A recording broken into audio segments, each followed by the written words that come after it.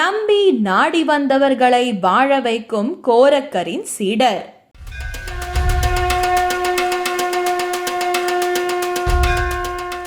கோரக்கரின் சீடராக வாழ்ந்து கொண்டிருக்கும் மண்டுகநாத சித்தர்.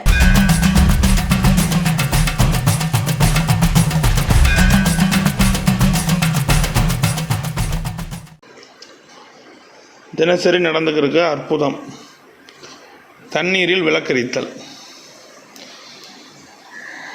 போய் வாழ்க்கையை முடிச்சுக்கலாம்னு அங்கேருந்து குளிச்சுட்டேன், அவ்வளோதான். Suicide attempt. என்னுடைய இடையில உள்ள அந்த பாறையில் இடையில உள்ள மரம், இந்த மரத்தில் என்னுடைய இடுப்பு எலும்பு உடைஞ்சு கால் தொங்குது. இன்று நாம் காண இருப்பது நீங்கள் ஆவலுடன் எதிர்பார்த்து கொண்டிருந்த கோரக்கரின் சீடராக வாழ்ந்து கொண்டிருக்கும் மண்டுகநாத சித்தரை பற்றிதான். என்ன கோரக்கரின் சீடரா என்று நீங்கள் யோசிக்கலாம். ஆம், இந்த கலியுகத்தில் ஆங்காங்கே சித்த குருமார்களின் நேரடி வருகைக்கு முன்னரே அவர்களுடைய சீடர்களை அனுப்பி இந்த கலியுகத்தில் நடந்து கொண்டிருக்கும் அதர்மத்தை ஜெயித்து தர்மத்தை நிலைநாட்ட ஆங்காங்கே அவதரித்து மக்களுக்கு நல்வழியை காட்டுகின்றனர். நமது நேயர் ஒருவர் எங்களை தொடர்பு கொண்டு வாட்ஸ்அப்பில் ஒரு வீடியோவை அனுப்பி அதை பார்க்குமாறு எங்களிடம் கூறினார். ஆரம்பத்தில் என்னவாக இருக்கும் என்று ஒன்றும் விளங்கவில்லை. காணொளி முழுமையாக பார்த்த பின்பு இந்த கலியுகத்திலும் இதுபோல் அதிசயங்கள் நிகழுமா என்று வியந்து போனோம். காரணம், தண்ணீரில் தீபம் எரிந்து கொண்டிருந்தது. தண்ணீரில் விளக்கேற்றியவர் அருட்பெரும் ஜோதி வள்ளலாராவார். அதன் பின்னர் 1 நூற்றாண்டுக்கு பிறகு இந்த கலியுகத்தில் இதெல்லாம் யார் செய்வார்கள் என்று நினைத்துக் கொண்டிருக்கையில் மண்டுகநாத சித்தர் குடிலில் இந்த அதிசயம் அரங்கேறி உள்ளது என்பதை காணொளியை பார்த்த பின்பு நாங்கள் வியந்து போனோம். அந்த அதிசய காணொளியை நேயர்களுக்காக முதலில் ஒளிபரப்பு செய்கின்றோம். பின்னர் மண்டுகநாத சித்தர் யார், அவருடைய ஆசிரமம் எங்கு உள்ளது, இவர் நடத்தி கொண்டிருக்கும் சித்துக்கள் என்னென்ன, இவரை நம்பி வரும் பக்தர்களின் நம்பிக்கை வீண் போகாத வகையில் செய்து கொண்டிருக்கும் அதிசயங்களை பற்றியும் விரிவாக காண்போம். முதலில் தண்ணீரில் விளக்கு எரியும் அந்த அதிசய காணொளியை சிவபிரபஞ்ச நேயர்களுக்காக ஒளிபரப்பு செய்கின்றோம்.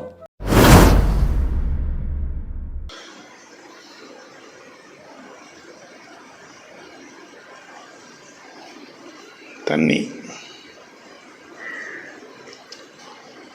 தினசரி நடந்துக்கிற அற்புதம், தண்ணீரில் விளக்கரித்தல்.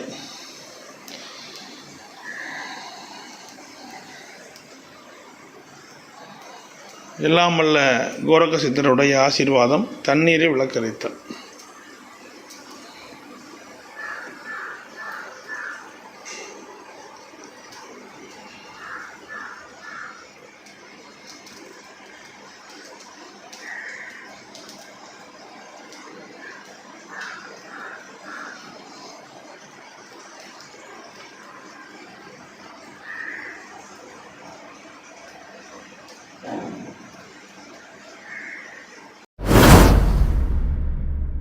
இவர் யார், எங்கு பிறந்தார், கோரக்கரின் சீடராக எப்படி தீட்சை பெற்று இன்று மண்டுகநாத சித்தராக இருக்கின்றார் என்பதை விரிவாக காண்போம்.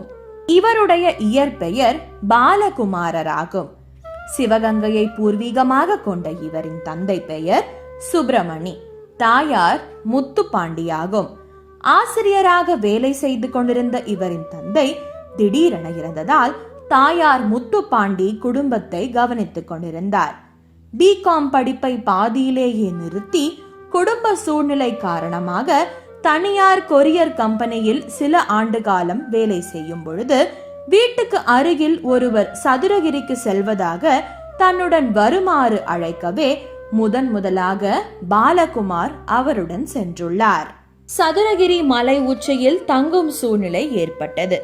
உடன் இருந்தவர் தூங்கிக் கொண்டிருக்கும் பொழுது மலையிலிருந்து சிறிது தூரம் கீழே இறங்கி டீ வாங்கி குடித்துக் கொண்டிருந்த சமயத்தில் அருகில் ஒரு வயதான பெரியவர் வந்து எனக்கும் வாங்கி தருவாயா என்று கேட்கவே இவரும் வாங்கி கொடுத்துள்ளார். அதன் பின்னர் என்னுடன் வருகிறாயா என்று அவர் கேட்டதற்கு இவரும் என்ன நடந்தது என்று தெரியாமல் அவருடனே சென்றுள்ளார். சதுரகிரி மலையில் உள்ள ஒரு ஓடையில் இவரை நிற்க வைத்து பாத தீட்சை மற்றும் பரிசம் தீட்சை கொடுத்து மூன்றாவதாக ஆண்குறியில் கையை வைத்து இன்றோடு இந்த உலக பந்தம் முடிந்து விட்டது என்று அந்த பெரியவர் கூறவே இவருக்கு என்ன நடந்தது என்று ஒன்றும் விளங்காமல் அங்கிருந்து கிளம்பி மீண்டும் சிவகங்கைக்கு வந்துள்ளார். சில நாட்கள் கழித்து வந்தது குருநாதர் கோரக்கர் என்று தெரிய வரவே, உண்மையில் நீங்கள்தான் வந்து தீட்சை கொடுத்தது என்றால் நான் கையில் பணம் இல்லாமல் சதுரகிரிக்கு வருகிறேன், என்னை அழைத்துச் செல்வது உங்களின் கடமை என்று வீட்டிலிருந்து கிளம்பியுள்ளார். சிறிது தூரம் சென்ற பிறகு நடக்க முடியாமல் அங்கே ஓரமாக அமர்ந்து கொண்டிருக்கையில் விலை உயர்ந்த கார் ஒன்று இவரிடம் வந்து நின்று, உங்கள் பெயர் பாலகுமார் தானே, சதுரகிரிக்கு தானே செல்கிறீர்கள் என்று அந்த நபர் கேட்டுள்ளார். இவருக்கு ஒன்றும் விளங்கவில்லை. ஆமாம் என்றதும் காரில் ஏறுங்கள் செல்லலாம் என்று சதுரகிரி மலை அடிவாரத்தில் உள்ள தானிப்பாறை என்னும் இடத்தில் இறக்கிவிட்டு அந்த கார் திரும்பி சென்றுள்ளது. வந்தது யார் போனது யார் என்று தெரியாமல் இவர் குழம்பிக் கொண்டிருந்த சமயத்தில் மீண்டும் ஒரு சந்நியாசி இவரை அழைத்து, மேலே கோரக்கர் இருக்கின்றார், அவரை சென்று சந்திக்கும்படி கையில் ஒரு லாந்தர் விளக்கு கொடுத்துவிட்டு அந்த சந்நியாசி மறைந்துள்ளார். தொடர்ந்து 4 நாட்களாக அங்கு தங்கியிருந்த சமயத்தில் கோரக்கரின் தரிசனம் கிடைக்கவில்லையே என்ற விரக்தியில் அங்கிருந்த பாறையின் மேல் இருந்து கீழே குதித்துள்ளார். அப்பொழுது இடுப்பு எலும்பு உடைந்துள்ளது. அதன் பின்னர் கோரக்கரின் தரிசனம் கிடைத்தது என்று மண்டுகநாத சித்தரே அவருடைய அனுபவத்தை நம்மிடம் பகிர்ந்து கொண்டார். எப்படி என்றால், தவசிப்பாறையில மேல ஒத்த மரம்ங்கிற ஒரு மரத்துக்கிட்ட போய் வாழ்க்கையை முடிச்சுக்கலாம்னு அங்கிருந்து குதிச்சுட்டேன். அவ்வளவுதான், சூசைட் அட்டெம்ப்ட். என்னுடைய இடையில உள்ள அந்த பாறையில இடையில உள்ள மரம், இந்த மரத்துல என்னுடைய இடுப்பு எலும்பு உடைஞ்சு கால் தொங்குது. இந்த இடுப்பு எலும்பு உடைஞ்சிருச்சு. மீண்டும் என்னைய திருப்பி இந்த குறையோடு இருக்கக்கூடாதுன்னு திருப்பி விழுகும் போது தான் இந்த தோள்பட்டையில் எனக்கு ஒரு கை வந்து அணைச்சிச்சு.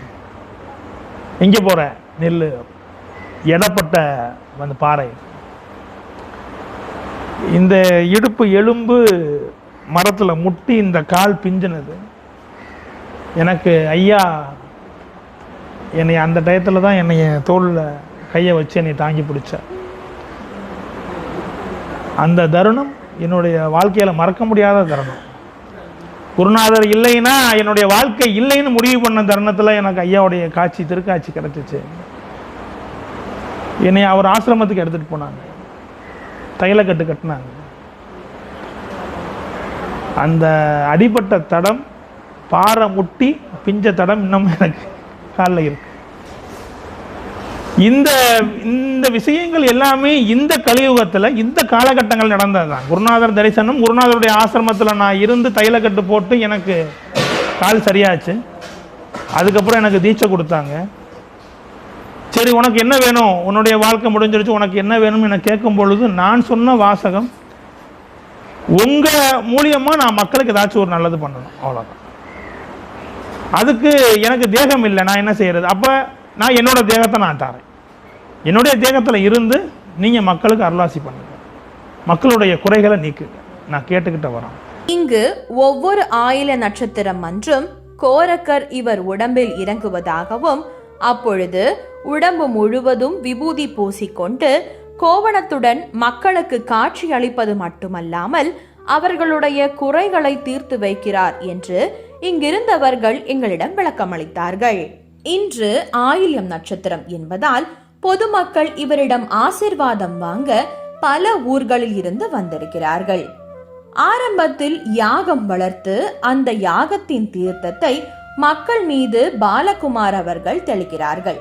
அதன் பின்னர் சிறிது நேரம் கழித்து பாலகுமார் மண்டுகநாத சித்தராக மாறி மக்களுக்கு அருளாசி வழங்குகின்றார். எப்படி என்று நீங்களே பாருங்கள்.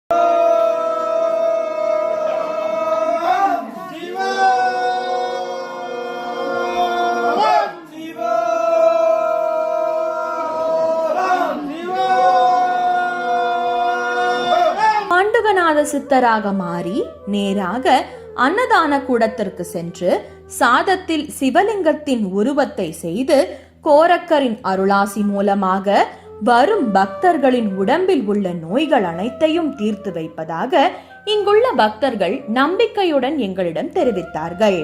பக்தர்களின் அனுபவங்கள் இதோ உங்கள் பார்வைக்கு. வாழ்வில் மிக நல்ல விஷயங்களை, அற்புதங்களை எனக்கு பெற்று தந்தது.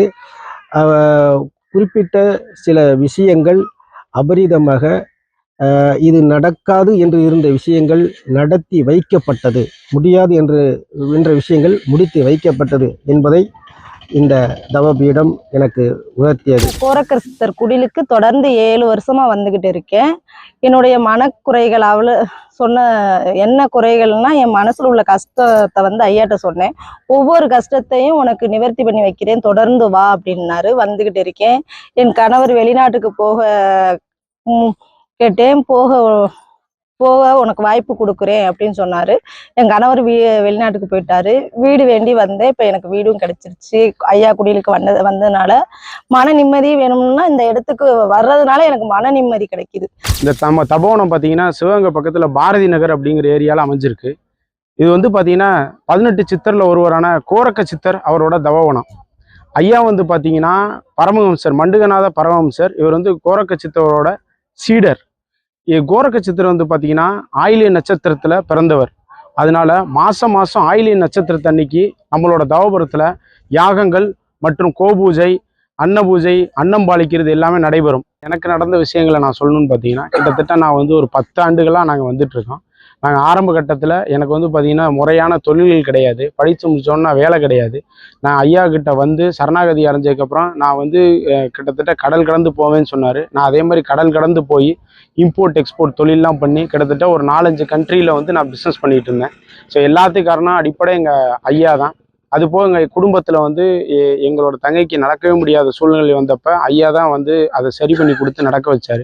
அது மாதிரி எங்கள் குடும்பத்திலே கிட்டத்தட்ட ஏகப்பட்ட சிக்கல்களுக்கு எல்லாமே ஐயா தான் தீர்வு. எங்கள் குடும்பத்தில் முதல் குருவே ஐயா தான். எங்கள் குடும்பத்தில் நடக்கிற எல்லா நல்ல விஷயங்களும் ஐயாவுக்கு அடுத்து தான், ஐயாட்ட கேட்டுக்கிட்டு தான், ஐயா சொல்கிறபடி தான் நாங்கள் நடந்துப்போம்.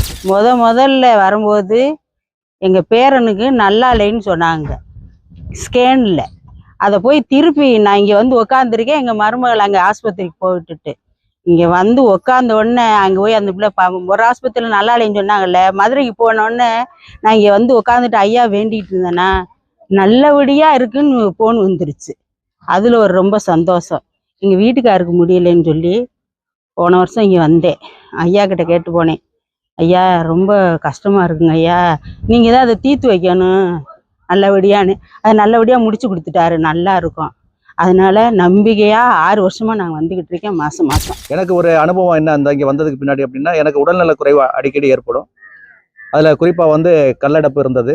அந்த நேரத்தில் இங்கே என்னுடைய நண்பர் தான் இப்போ அறிமுகப்படுத்தினார். அப்போ அவர் முதல்ல அறிமுகப்படுத்தும் பொழுது எனக்கு உண்டான பிரச்சனையை நான் சொல்கிறதுக்கு முன்னாடியே ஐயா பிறகுறையா உனக்கு என்ன பிரச்சனைப்பா அப்படின்னு சொல்லிட்டார். அதை பார்த்தீங்கன்னா சரியான முறையில் எனக்கு அந்த வர்மக்கலை மூலமாக எனக்கு அந்த பிரச்சனையை தீர்த்து விட்டு இது நாள் வரைக்கும் எனக்கு அந்த கல்லடைப்பு அப்படிங்கிற அந்த பிரச்சனை எனக்கு இல்லவே இல்லை. வெளியில் கிளம்பிருச்சு. தொழில் தொடக்கம் நல்லபடியாக நடக்காமல் இருந்துச்சு. அது நல்லபடியாக நடக்கணும் அப்படின்னு சொல்லி வந்தோம். எல்லாமே நல்லா வெற்றி ஆயிடுச்சு. பிள்ளையும் வீட்டில் சேர்ந்துருச்சு. அதுக்காண்டி வந்தோம். கோரக்கநாத சித்தர் எந்த சிந்தனையும் இல்லாமல் நல்லபடியாக செயமா ஆக்கி கொடுத்துட்டாரு. கோரக்க சித்தரின் சீடராக வாழ்ந்து கொண்டிருக்கும் மண்டுகநாத சித்தரை நேரில் தரிசனம் செய்த மகிழ்ச்சியுடன் நாங்கள் அங்கிருந்து புறப்பட்டோம். இப்பொழுதே சப்த சாகரா சேனலை சப்ஸ்கிரைப் செய்து எங்களோடு இணைந்திருங்கள்.